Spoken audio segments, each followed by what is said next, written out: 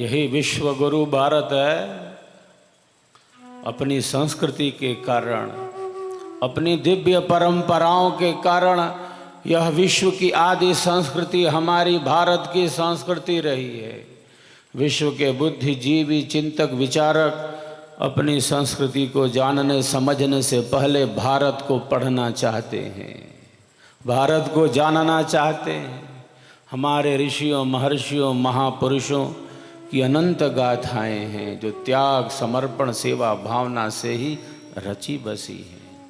यज्ञ उसी भावना का एक दिव्य प्रतीक है। यह मेरा नहीं है, सब कुछ उसी का है, ईश्वर का है, दिव्य शक्तियों का है। यह जो समर्पण भाव है, यह जो त्याग भावना है, यही यज्ञ भाव है जो हमारी संस्कृति को महान से महान और दिव्य से दिव्य बनाता है। तो दंडक वन की इस पवित्र भूमि पर आज हम यही संकल्प लेते हैं कि आगामी 102वें वार्षिक महोत्सव को भी भव्य से भव्य और दिव्य से दिव्य मनाएंगे। प्यारे साधकों, साधिकाओं, आप सबों के सहयोग, श्रद्धा, सेवा भावना से निरंतर जो कार्य है आध्यात्मिक सामाजिक सेवा प्रकल्पों का, वह निरंतर आगे बढ़ता जा रहा है। यह सब संभव हुआ है आप सबों की श्रद्धा, सेवा, समर्पण भावना से। आप सबों के भीतर एक उत्सव है, उमंग है, उत्साह है, सेवा भावना है, प्रेम का प्रवाह है। आप सबके भीतर जो श्रद्धा, सेवा, समर्पण भावना है, उस दिव्य भावना के प्रति तो सदैव नतमस्तक ही होना चाहिए, नमन ही करना चाहिए। जो शिष्यों के भीतर शिष्यत्व है, जो साधकों के भीतर साधकत्व है, जो भक्तों के अंदर भक्ति तत्व है, उसके प्रति तो सदैव नमन का ही भाव होना चाहिए। अब हम सब चलते हैं स्वरवेद की गहराइयों में। आज प्रथम दिवस है शोभा यात्रा की। भव्य शोभा से आप सबों ने इस 10वें वार्षिक महोत्सव का ऐतिहासिक प्रारंभ किया है। हम सब चलते हैं स्वरवेद की गहराइयों में। ये दिव्य वाणी है, अमोघ वाणी है, साक्षात कीर्धर्मा ऋषि की वाणी है, ये ब्रह्म वाणी है, अनुभव से परिपूर्ण है। इन दिव्य स्वरों से हम सब आनंद लाभ लें। जय स्वरवेद कथा।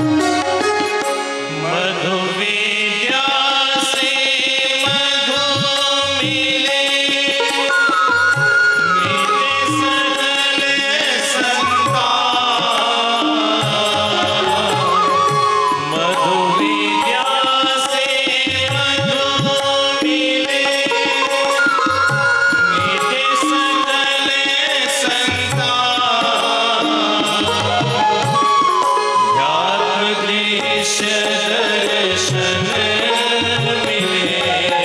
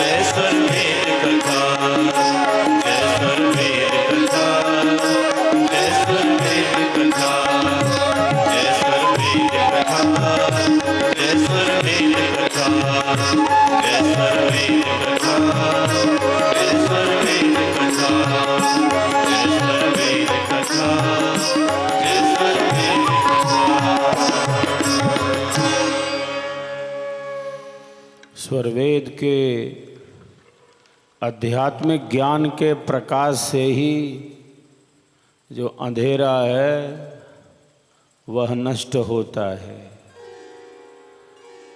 स्वरवेद के आध्यात्मिक ज्ञान के प्रकाश से ही जो तमस है, जो कुछ भी ऐसा है जो हमारे लिए उपयोगी नहीं, जो देश समाज राष्ट्र विश्व के लिए अच्छा नहीं, उस अंधेरे का तो शमन होना चाहिए। और जो हमारे लिए देश समाज राष्ट्र विश्व के लिए उपयोगी हो, उस पथ पर निरंतर गतिशीलता रहे। स्वरवेद इसीलिए है, हमें अपने कर्तव्य और दायित्व के बोध से जागृत रखने के लिए, हम भूल न जाएं, हम भटक न जाएं, क्योंकि संसार में भटकाव बहुत है, संसार में उलझने बहुत हैं, संसार में परिवर्तन बहुत है। हम भूल न जाएं, हम भटक न जाएं, हम अपने लक्ष्य से अलग हो न जाएं। इसीलिए सद्गुरुदेव ने बड़ी कृपा करके हमें स्वरवेद का प्रसाद दिया है।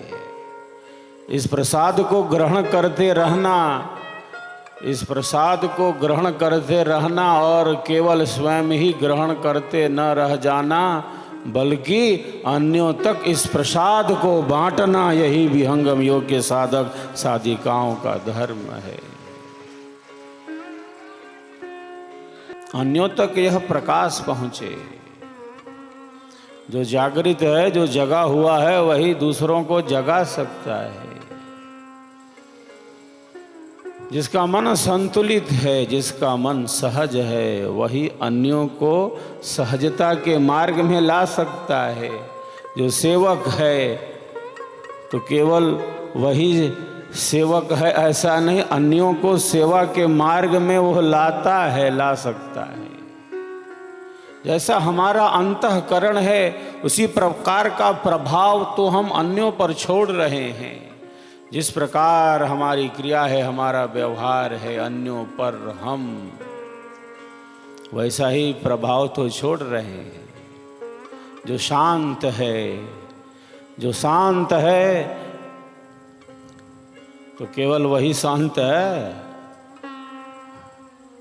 जो शांत है वो केवल शांति नहीं, अन्यों तक वैसी ही ऊर्जा को, वैसी ही किरणों को बिखेर रहा है।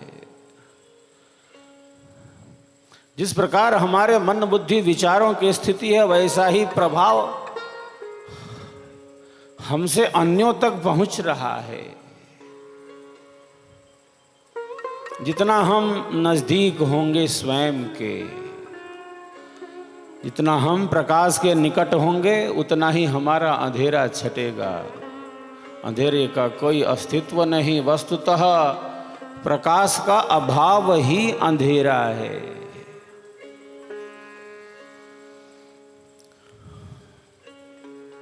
प्रकाश का अभाव ही अंधेरा है।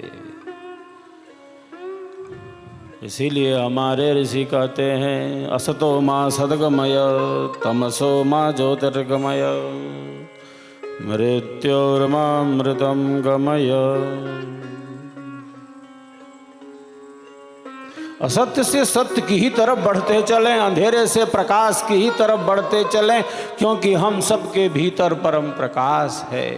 मृत्यु से अमरत्व की ही तरफ बढ़ते चलें। हमारे ऋषियों ने यही सहज सनातन उद्घोष किया है, हमारे कल्याण के लिए प्रकाश के ही पथ पर आगे बढ़ते रहें, अंधेरे को छांटते चलें।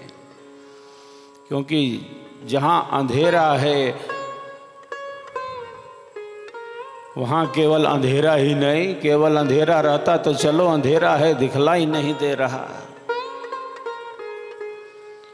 जहाँ अंधेरा है वहाँ केवल अंधेरा ही नहीं, वहाँ भय है, वहाँ भ्रांतियाँ हैं, वहाँ संशय है, वहाँ झूठ है, वहाँ असत्य है।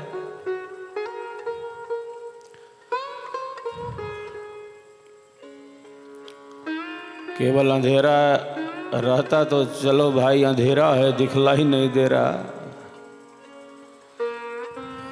वहाँ केवल अंधेरा ही नहीं है, वहाँ भय है, वहाँ भ्रांतियाँ हैं, वहाँ संशय है, वहाँ झूठ है, वहाँ असत्य है।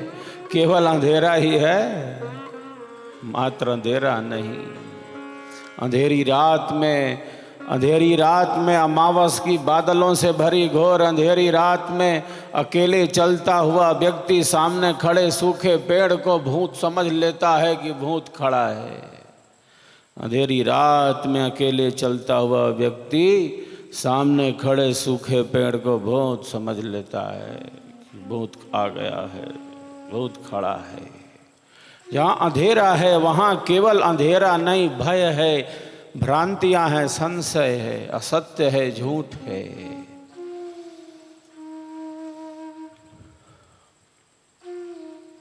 प्रकाश का अभाव ही तो अंधेरा है।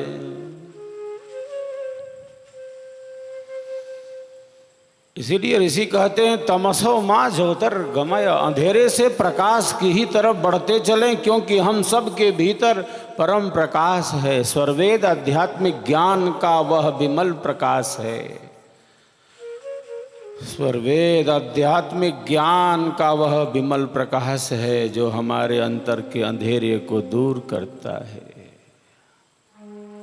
शब्द शब्द में अनंत ज्ञान की रश्मियां भरी पड़ी हैं। जो डूबा है वो जानता है।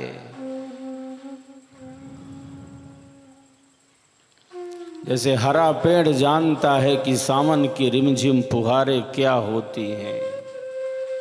जो हरा पेड़ है वर्षा की बूंदें क्या होती हैं इसका बखूबी अनुभव करता है, सूखा पेड़ नहीं। जो हरा पेड़ है बारिश की क्या बूंदें हैं उसका वो अनुभव करता है। उसी प्रकार जो साधक हैं, जो साधिकाएं हैं, जो जिज्ञासु हैं, जो सेवक हैं, तो भली भांति जानते हैं, समझते हैं कि सद्गुरुदेव का यह स्वर वेद क्या है, ये ब्रह्म विद्या क्या है, ये विहंगम योग क्या है। वे भीतर से जुड़े हैं, सिद्धांत से जुड़े हैं, सद्गुरु के ज्ञान से जुड़े हैं, विहंगम योग की धारा से जुड़े हैं। उन्होंने सत्य पर विश्वास किया है, और जब सत्य पर विश्वास किया है, जब कर लिया है विश्वास, जब अपना बना लिया है तो बना लिया है। जब सत्य मार्ग का अनुसरण कर लिया है तो कर लिया है। सत्य पर विश्वास ही तो श्रद्धा है।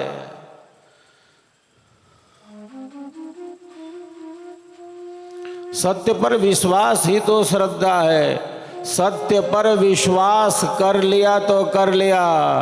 सद्गुरु के स्वर वेद पर, ब्रह्म विद्या के ज्ञान पर, सेवा, सत्संग और साधना पर विश्वास कर लिया तो कर लिया। अब पीछे नहीं लौट सकते, अब तो आगे ही बढ़ते जाएंगे। अब आगे ही बढ़ते जाएंगे।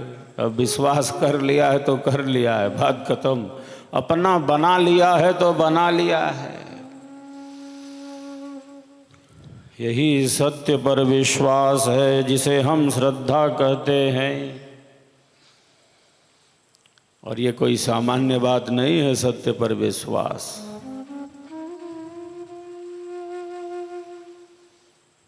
श्रद्धावान लभते ज्ञानम तत्परः संयतेन्द्रियः ज्ञानम लब्ध्वा पराम शांति अचिरेणाधिगच्छति। योगीराज भगवान कहते श्रीमद् भगवद गीता में, तो श्रद्धावान है जिसने सत्य पर विश्वास किया है।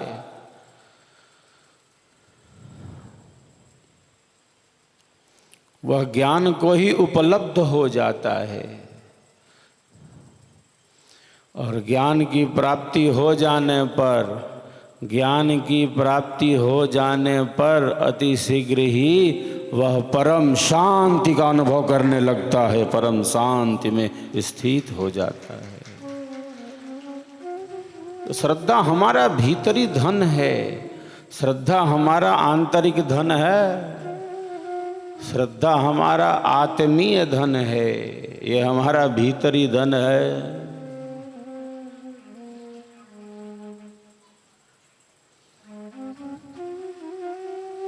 छह प्रकार की संपत्तियां हैं, जिसे हमारे मनीषियों ने कहा षट संपत्ति। छह प्रकार की संपत्तियां होती हैं साधक साधिकाओं के अंदर।